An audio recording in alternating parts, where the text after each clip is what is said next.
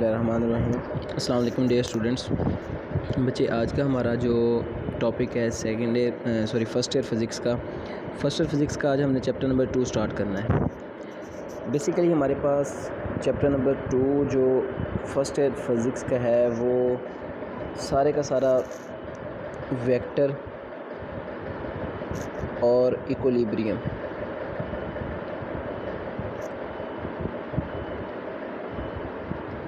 ये दो चीज़ें इस पूरे चैप्टर के अंदर है। नाम भी इसका ये वेक्टर एंड इक्विलिब्रियम। तो फर्स्ट ऑफ ऑल हमारे पास जो वेक्टर क्वांटिटी है वो क्या होती है, उसकी डेफिनेशन, उसके अलावा उसको ऐड कैसे किया जाता है, mean each and everything about vector will be study in this chapter. And equilibrium की कंडीशन, इक्विलिब्रियम की स्टेट्स, इक्विलिब्रियम के लॉ, टॉर्क, ये सारी चीज़ें हमने इक्विलिब्रियम में पढ़नी है। अब फर्स्ट हमारे पास जो इसका हिस्सा है वो हमारे पास क्या है, वेक्टर। तो आज हम वेक्टर को स्टडी करते हैं। बेसिकली हमारे पास वेक्टर है क्या।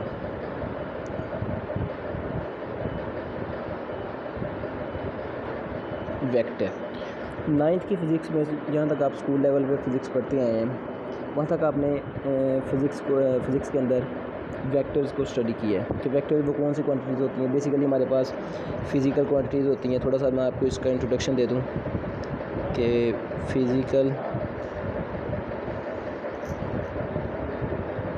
क्वांटिटीज़ कौन सी जो मेजरेबल होती हैं, और उनकी दो टाइप्स हमने पढ़ी।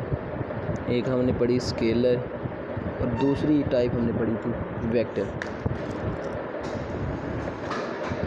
अब ये दो हमारे पास बेसिक टाइप्स हैं, एक हमारे पास स्केलर क्वांटिटी और एक हमारे पास वेक्टर क्वांटिटी। स्केलर क्वांटिटी कौन सी होती है, ऐसी क्वांटिटी जो हमारे पास सिर्फ़ और सिर्फ उसकी मैग्नीट्यूड पे डिपेंडेंट हो, जिसके लिए सिर्फ़ और सिर्फ मैग्नीट्यूड की ज़रूरत हो, डायरेक्शन की ज़रूरत ना हो, उसे हम क्या कहते हैं, scalar quantity.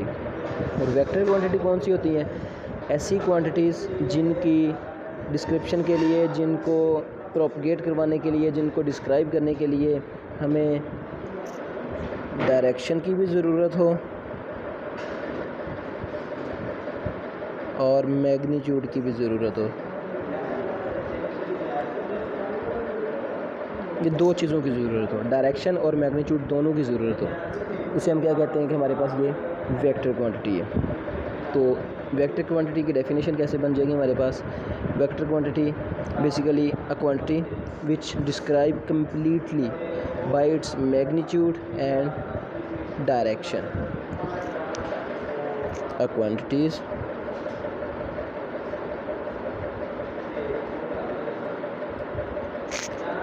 which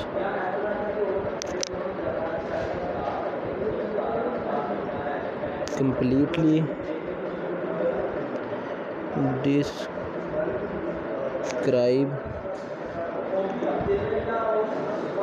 by its magnitude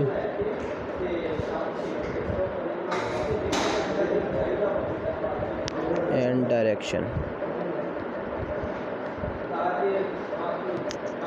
अब ये देखें, यहाँ पे हमारे पास दो चीज़ें हमने पढ़ी कि है तो वो फिज़िकल क्वांटिटी, लेकिन जो कम्प्लीटली डिस्क्राइब किस पे की जाए, एक उसकी मैग्नीट्यूड पे, दूसरे नंबर पे उसकी डायरेक्शन है। तो ये दो चीज़ों पे फोकस कर रही है हमारे पास कि मैग्नीट्यूड और डायरेक्शन, कि हमारे पास मैग्नीट्यूड और डायरेक्शन दोनों होंगी, इन दोनों का सम एक क्वांटिटी के अंदर हो तो हम कहते हैं कि उसे वेक्टर है। अगर सिर्फ हमारे पास मैग्नीट्यूड और डायरेक्शन ना हो, उसे हम क्या कहते हैं कि ये हमारे पास स्केलर क्वांटिटी। तो ये हमारे पास वेक्टर क्वांटिटी की डेफिनेशन है जो आप स्कूल लेवल तक पढ़ते आए हैं। तो आज हमने इसको मज़ीद फर्दर स्टडी करना है, क्योंकि यहाँ तक तो हमने स्कूल लेवल में पढ़ा है कि हमारे पास वेक्टर्स क्या होते हैं। जैसे इसकी डेफिनेशन के अलावा हमारे पास एग्जांपल्स के तौर पे ले लें तो हमारे पास वेलोसिटी, एक्सेलरेशन, फोर्स होगी, ये सारी हमारे पास वेक्टर क्वांटिटीज़ होती हैं, जिनके लिए मैग्नीट्यूड और डायरेक्शन दोनों की ज़रूरत हमें होती है। तो ये हमारे पास वेक्टर क्वांटिटीज़ है। अब हमने इसको फर्दर स्टडी करना है। कुछ इसकी डेफिनेशंस हैं शुरू में सब चैप्टर नंबर 2 में, कि हमारे पास सबसे पहली डेफिनेशन जो हमारे पास है वो है rectangular coordinate system. Rectangular coordinate system basically होते क्या हैं हमारे पास। रेक्टेंगुलर कोऑर्डिनेट सिस्टम हमारे पास बेसिकली किसी भी वेक्टर के अंदर रेक्टेंगुलर कोऑर्डिनेट सिस्टम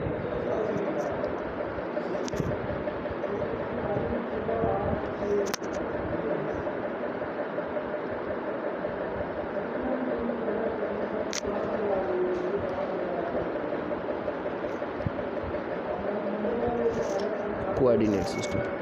मीन के कोऑर्डिनेट का मतलब होता है कि किसी दो चीज़ों के दरमियान, जैसे आपके कॉलेजेस में कोऑर्डिनेट होते हैं, स्कूल्स में कोऑर्डिनेटर होते हैं, वो क्या काम करते हैं, वो मैनेजमेंट और स्टूडेंट्स के दरमियान कोऑर्डिनेशन करते हैं, मीन के उनके दरमियान राब्ता रखते हैं। रेक्टेंगुलर का मतलब कि हमारे पास कोई रेक्टेंगुलर कंपोनेंट्स या रेक्टेंगुलर कोऑर्डिनेट जो दो चीज़ों के दरमियान क्या करें, राब्ता कायम करें। जैसे लेट्स से कि मैं कहता हूँ कि ये मेरे पास एक्स एक्सिस है और ये मेरे पास वाई एक्सिस है, तो ये एक्स और वाई के दरमियान हमारे पास एक वेक्टर है जो लेट्स से इसे हम पी का नाम दे देते हैं। ये हमारे पास वेक्टर है, ये किसी एंगल पे लाई कर रहा है ओरिजिन के लिहाज से, तो ये आपके पास इसका रेक्टेंगुलर कंपोनेंट्स बन गए। अब रेक्टेंगुलर कंपोनेंट्स इसका कौन सा है, वाई एक्सिस तो था, एक्स एक्सिस भी है, इसका जी एक्सिस भी हम ले सकते हैं। मीन कि इसको अगर आप कहें कि आपके पास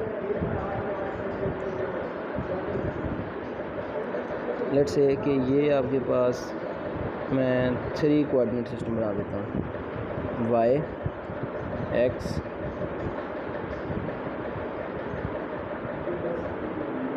और जी, ये 3 कोऑर्डिनेट इसके बन गए ओरिजिन के लिहाज से। एक्स एक्सिस भी बन गया, वाई एक्सिस भी बन गया और जी एक्सिस भी बन गया, क्योंकि इसके कोऑर्डिनेट सिस्टम ओरिजिन के लिहाज से हमारे पास बन गए। ये इसके रेक्टेंगुलर कंपोनेंट्स होते हैं, कार्टेशियन, जिसे कार्टेशियन या रेक्टेंगुलर कोऑर्डिनेट सिस्टम कहते हैं। ये कार्टेशियन साइंटिस्ट के नाम पे है। इसे इन्हीं सिस्टम को z axis, x axis, y axis, इसे हम रेक्टेंगुलर कोऑर्डिनेट सिस्टम या कार्टेशियन रेक्टेंगुलर कोऑर्डिनेट सिस्टम इसे हम कहते हैं। सेकंड डेफिनेशन हमारे पास है addition of vector.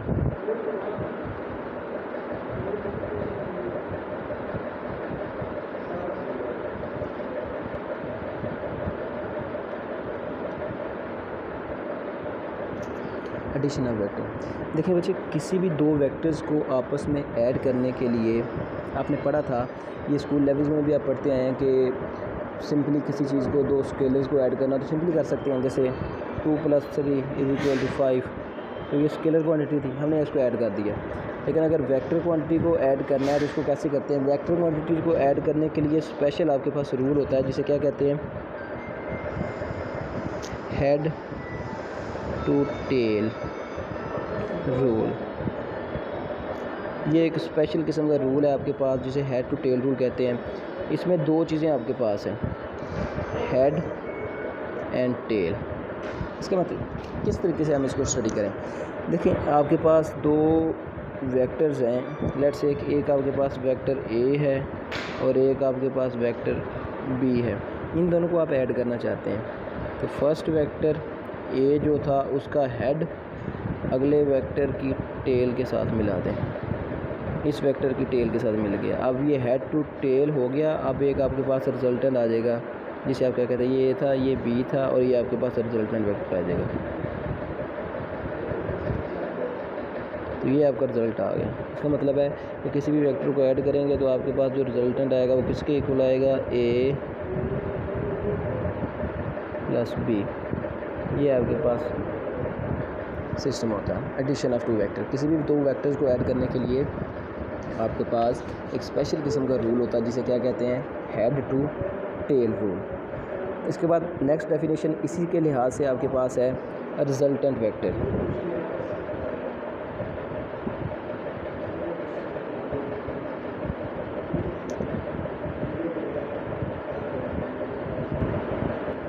Resultant vector किसे कहते हैं, अभी आपने पढ़ा कि लेट्स से कि आपके पास एक वेक्टर है ए, दूसरा वेक्टर आपके पास है बी। इन दोनों वेक्टर्स को आप जब ऐड करेंगे, फर्स्ट वेक्टर का हेड दूसरे वेक्टर की टेल के साथ मिला दिया, तो एक आपके पास रिजल्टेंट आता है।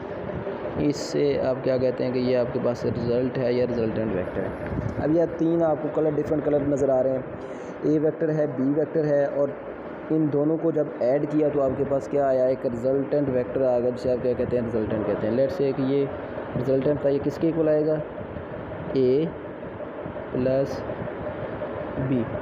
Mean addition of all vector is equal to a resultant vector. जब सब वेक्टर्स को ऐड किया जाता है तो उसके बाद जो उन सब का रिज़ल्ट निकलता है उसे हम क्या कहते हैं कि ये हमारे पास रिजल्टेंट वेक्टर है। उसके बाद नेक्स्ट आपके पास डेफिनेशन है वेक्टर सब्सट्रैक्शन। वेक्टर्स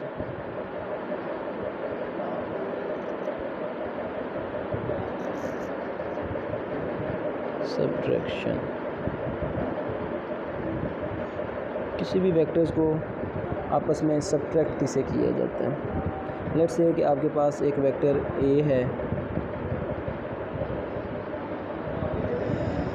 और एक आपके पास वेक्टर बी है, लेकिन जो बी वेक्टर है वो नेगेटिव साइन के साथ है। तो इन दोनों के नतीजे में रिज़ल्ट तो हमारे पास आना है, रिजल्टेंट। यहाँ पे जो रिजल्टेंट होगा वो किसके इक्वल होगा, वो आपके पास resultant is equal to a plus negative b, resultant is equal to a minus b. तो देखिए ज़रा इस इक्वेशन में आपके पास ए वेक्टर बी में से क्या हो रहा है, सब्ट्रैक्ट हो रहा है। तो ये आपके पास वेक्टर सब्ट्रैक्शन होती है, सेम एज इट इज़ जैसे हमने वेक्टर एडिशन किया था वैसे ही हमारे पास वेक्टर सब्ट्रैक्शन होता है। इसके लिए भी हम हेड टू टेल रूल लगाते हैं। लेकिन एक बात याद रखें, जब आपके पास एक वेक्टर पॉजिटिव और एक वेक्टर आपके पास नेगेटिव है, ए पॉजिटिव है बी नेगेटिव है, तो इसके नतीजे में हमारे पास सब्ट्रैक्शन होगी। अगर दोनों ही हमारे पास पॉजिटिव हों, ए भी पॉजिटिव हो और बी भी पॉजिटिव हो, तो इसके नतीजे में वेक्टर एडिशन होगी, सब्ट्रैक्शन नहीं होगी। ये आपके पास वेक्टर सब्ट्रैक्शन है। उसके बाद नेक्स्ट आपके पास डेफिनेशन है multiplication of a vector by a scalar. किसी भी वेक्टर्स को मल्टीप्लाई कैसे किया जाता है, मल्टीप्लिकेशन।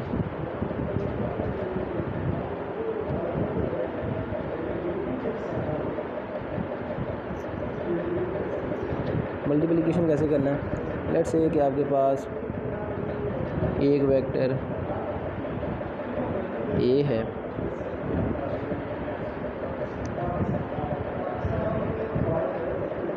और एक आपके पास और वेक्टर है जिसे आपने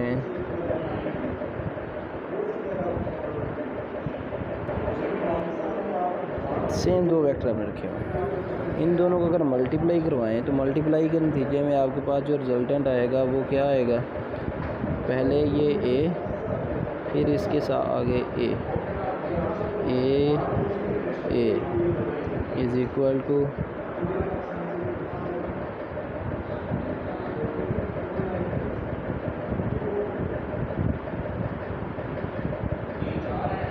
ए।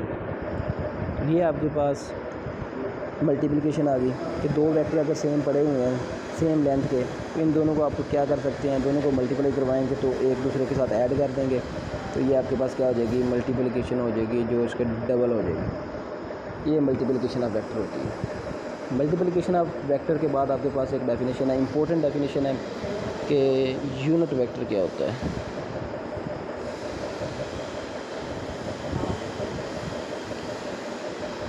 यूनिट वेक्टर आपके पास किसी भी ऐसे वेक्टर जिसकी डायरेक्शन और मैग्नीट्यूड 1 हो, मीन कि हमारे पास उसकी वैल्यू हमेशा क्या है, 1 आए। लेट्स से कि ए वेक्टर है, इसकी मैग्नीट्यूड 1 है और ये एक ही डायरेक्शन में लाई कर रहा है, इसे हम क्या कहते हैं कि ये हमारे पास क्या है, यूनिट वेक्टर है। ऐसा वेक्टर जिसकी मैग्नीट्यूड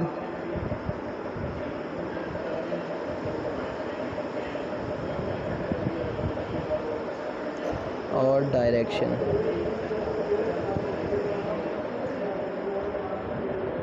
दोनों कहाँ हों, दोनों ही 1 हो, देन हम कह सकते हैं कि हमारे पास ये क्या वेक्टर है, ये यूनिट वेक्टर है।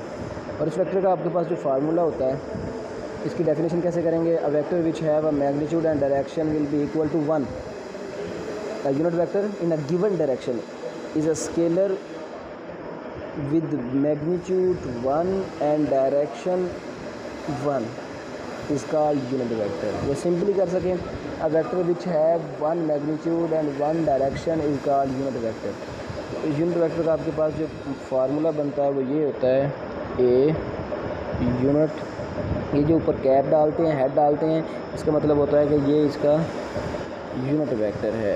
Original vector divided by vectors magnitude. ये आपके पास इसका फार्मूला होता है यूनिट वेक्टर का, कि यूनिट वेक्टर किसके इक्वल आएगा, ओरिजिनल वेक्टर को उसकी मैग्नीट्यूड पे डिवाइड करवा दें, क्योंकि ये डायरेक्शन है और ये इसकी मैग्नीट्यूड है, दोनों को आप डिवाइड करवा दें तो आपके पास क्या आएगा, यूनिट वेक्टर आ जाएगा। नेक्स्ट आपके पास डेफिनेशन नल वेक्टर। ये वो डेफिनेशन जो मैंने बताई है यूनिट वेक्टर या नल वेक्टर, जो तकरीबन बोर्ड में आने के चांसेस होते हैं। नल वेक्टर बच्चे ऐसा वेक्टर जिसकी मैग्नीट्यूड क्या हो, ज़ीरो। लेट्स से ये ए वेक्टर है, इसकी मैग्नीट्यूड का रिज़ल्ट क्या है, ज़ीरो है, हम कहते हैं ये नल वेक्टर। अगर ये ज़ीरो को इक्वल है इसका मतलब है ये क्या है, नल वेक्टर। अब vector which have equal magnitude is equal to 1, इसके कैसे ज़ीरो आ सकता है, सम ऑफ, फॉर एग्जांपल हम कह सकते हैं sum of a vector and its negative vector. एक वेक्टर है, उसको आपने उसी के नेगेटिव वेक्टर से ऐड किया है तो रिज़ल्ट क्या आएगा, ज़ीरो आएगा। ये आपके पास नल वेक्टर की डेफिनेशन होती है। ऐसा वेक्टर जिसकी मैग्नीट्यूड क्या हो, ज़ीरो हो, उसे हम क्या कहते हैं, नल वेक्टर कहते हैं। उसके बाद आपके पास नेक्स्ट डेफिनेशन है इक्वल वेक्टर्स।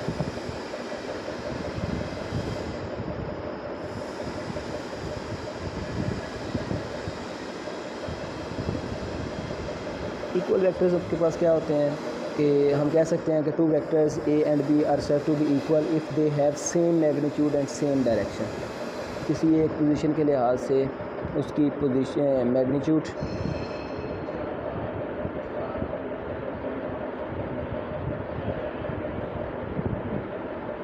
और डायरेक्शन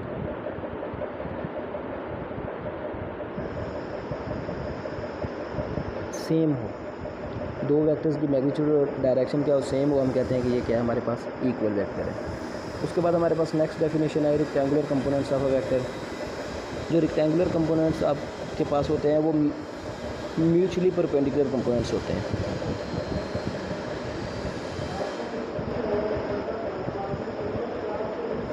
रेक्टेंगुलर कंपोनेंट्स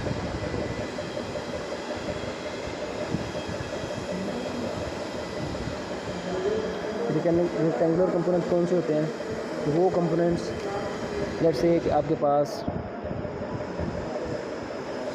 x और y के दरमियान कोई एक वेक्टर a लाई कर रहा है, तो a वेक्टर के आप परपेंडिकुलर ड्रॉ करें तो ये x a y हो गया और ये x हो गया, क्योंकि ये x के डायरेक्शन में है और ये y की डायरेक्शन में है।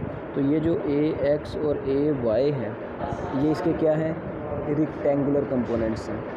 ये इसके रेक्टेंगुलर कंपोनेंट्स हैं कि ये आपके पास x एक्सिस पे है और ये आपके पास y एक्सिस पे है। x एक्सिस और y एक्सिस पे आपके पास जो कंपोनेंट होते हैं वो इसके क्या होते हैं, रेक्टेंगुलर कंपोनेंट्स होते हैं। तीसरा कंपोनेंट भी हो सकता है मीन कि आपके पास z एक्सिस भी आ जाए, जो यहाँ पे ड्रॉ होगा लेकिन वो पेज पे बनाया नहीं जाता, वाइट बोर्ड पे बनाया नहीं जा सकता, लिहाजा उसका तीसरा कंपोनेंट कहलाता है। तो ये आपके पास रेक्टेंगुलर कंपोनेंट्स हैं।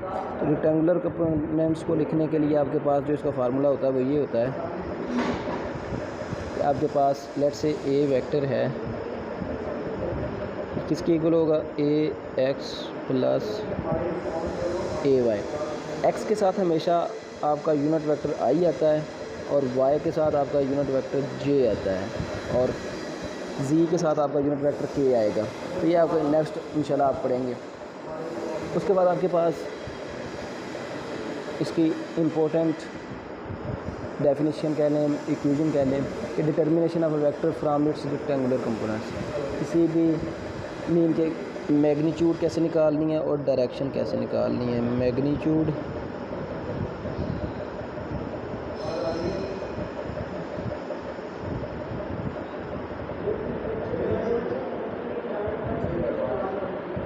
और डायरेक्शन।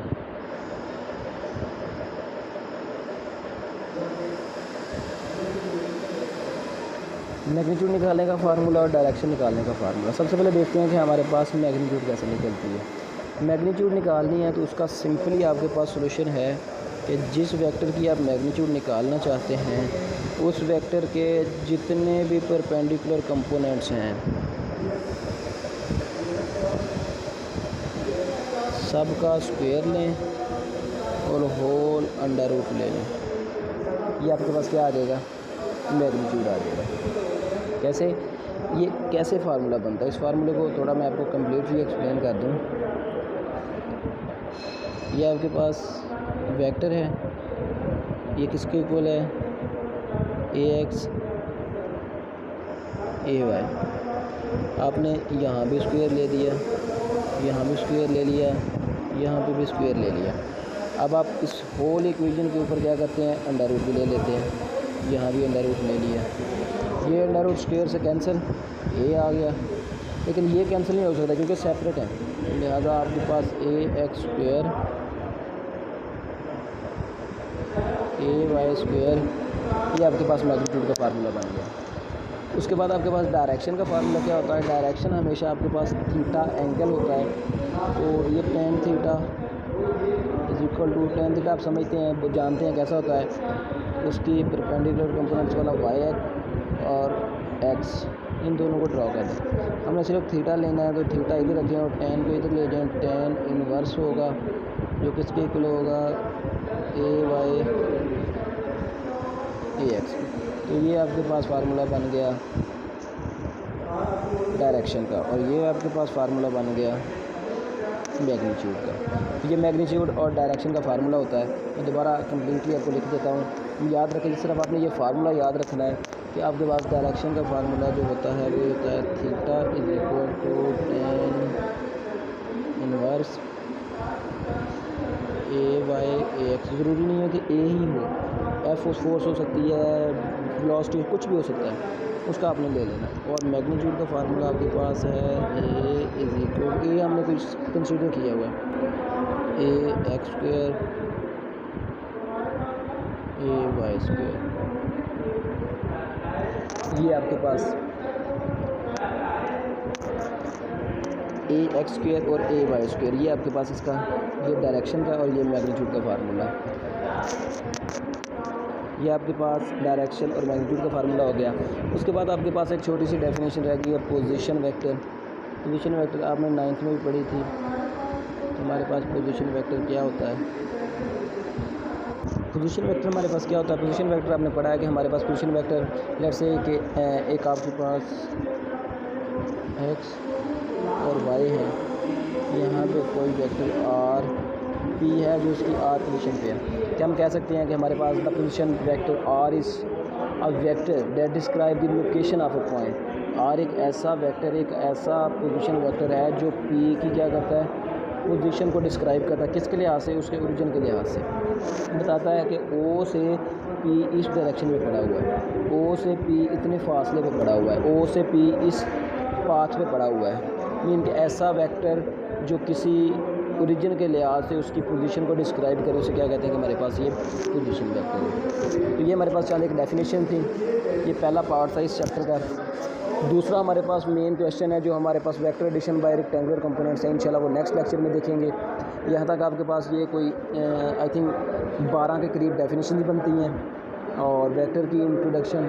तो ये इसे अच्छे तरीके से देखें, कहीं से भी प्रॉब्लम आती है आपको आप कमेंट्स करके बता सकते हैं। इंशाल्लाह आपकी सारी प्रॉब्लम्स को इंशाल्लाह मैं सॉल्व करने की कोशिश करूँगा। कहीं से भी प्रॉब्लम आए तो मुझे ज़रूर बताइएगा, और आपको लेक्चर अगर अच्छा लगे तो ज़रूर कमेंट्स करके बताइएगा। अगर कोई कहीं से भी कोई खामी नज़र आए, कोई प्रॉब्लम हो, मीन के कोई समझ ना आती हो, या कोई लेक्चर थोड़ा इम्प्रूवमेंट आ सके, आपके कहने से अगर मेरी इम्प्रूवमेंट आ जाएगी तो मुझे और अच्छा लगेगा। अगर आपको कहीं से भी कोई प्रॉब्लम आती है तो मुझे ज़रूर बताइएगा, कमेंट्स करके मुझे ज़रूर बताइएगा कि आपको ये लेक्चर कैसा लगा। जज़ाकल्लाह, अल्लाह हाफ़िज़।